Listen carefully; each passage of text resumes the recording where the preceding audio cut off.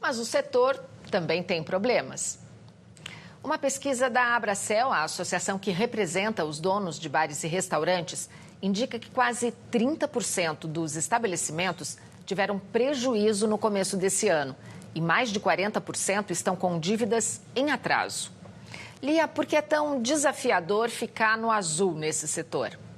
Esse é um setor muito dinâmico, né, como a gente viu, e que trata de produtos que são perecíveis, que têm uma rotatividade muito grande. Então, o que acontece por vezes é que manter um restaurante ativo envolve uma equipe de funcionários que precisam ser pagos, independente se vai vender ou não naquele dia, isso tem que ser pago, contas como luz, água, telefone, internet, além dos materiais para fazer os pratos. Tudo isso tem um custo, às vezes, muito elevado e o capital de giro, às vezes, é muito pequeno. Ou seja, se você não consegue vender tanto naquele mês, você acaba ficando no vermelho. O que muitos desses donos acabam fazendo é recorrendo a empréstimos, mas nem sempre eles conseguem exatamente porque o negócio também envolve esses riscos. Então, por isso que acaba tendo um alto endividamento desse segmento, né? Eles têm pedido ajuda do governo para pagar essas dívidas. Você acha que é o caso do governo ajudar? Durante a pandemia, inclusive, isso ficou bem evidente, né? Porque com as portas fechadas, os restaurantes precisavam de financiamento para manter as suas estruturas. Afinal, aluguel não ia parar de cobrar mesmo com a pandemia. Então, acredito que isso ainda é sequela da pandemia. Mas olhando para agora, há também um aquecimento aos poucos do mercado, né? As pessoas estão voltando agora a trabalhar presencialmente, estão voltando a comer fora. Então, muitos desses restaurantes precisam desse incentivo financeiro e por isso que estão recorrendo ao governo, justamente para conseguir manter os seus negócios ativos nesse momento que a gente está tendo de retomada econômica. Vamos olhar no gráfico como é que está o desenvolvimento desse setor. Excelente. Nesse gráfico, a gente vê um aumento, né, do faturamento, comparando aí os 3 últimos anos, então 2021, 2022 e uma estimativa de 2023.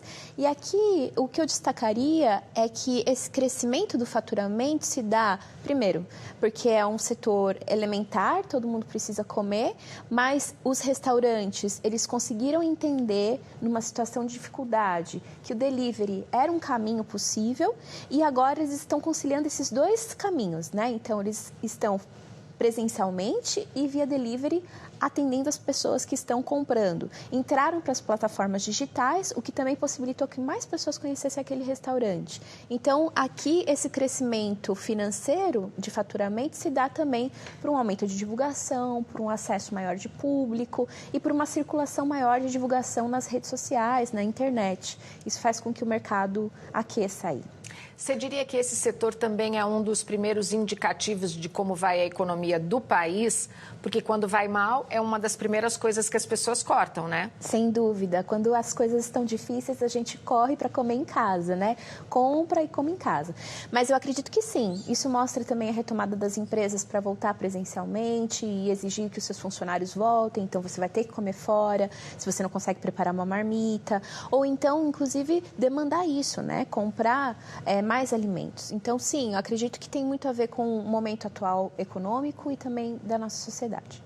Agora, tem uma curiosidade muito interessante sobre o Guia Michelin, que é esse guia internacional que dá estrelas para os chefes, para os melhores chefes do mundo. O Brasil está lá também.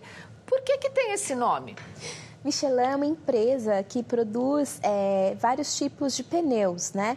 E o que acontece é que décadas anteriores, essa empresa pensou um marketing de divulgação e de estímulo das pessoas a usarem mais os seus carros e desgastarem mais os pneus. Então, a estratégia foi premiar restaurantes que têm, sim, uma certa qualidade, né, um certo desempenho e uma boa experiência para que as pessoas tivessem como referência sair das suas casas para irem comer nesses lugares e, assim, desgastarem os pneus dos seus carros para irem até esses locais. Por isso, o Michelin se destacou. Hoje é uma grande referência. Você comer no restaurante Michelin tem, sim, certos requisitos, né?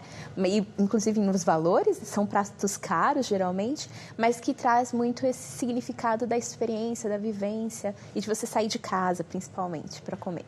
Ou seja, foi uma estratégia para aumentar o consumo de pneus e não de comida. Também. Afinal, a gente também precisa se locomover, né? Tudo é uma lógica circular na economia.